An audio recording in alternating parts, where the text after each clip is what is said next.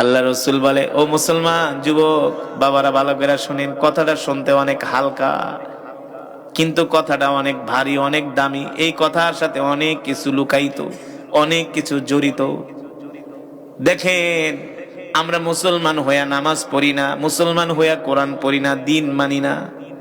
আর একজন কাফের যুবক মাত্র 3 দিন আল্লাহর নবীর কোরআন শুনছে।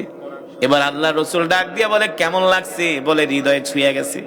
কয়, যুবক রে, আল্লাহর কোরআনের তেলাওয়াত যদি তোমার হৃদয়ে ছুঁয়ে যায়, আমি কি তোমাকে একটা প্রস্তাব দিব? বলে, দেন দেন প্রস্তাব।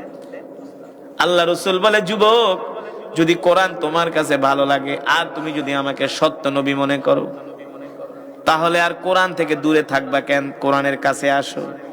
সুবহানাল্লাহ বলে। মুসা বিন উমাইর বলে, ওগো আল্লাহ রসুল, আপনার কথা আমি বুঝি নাই, কোরআনের কাছে আসবো মানে? আল্লাহ রসুল বলে, যুবক রে, আমার হাতে হাত রাখো আর এক আল্লাহর প্রতি ঈমান আনো।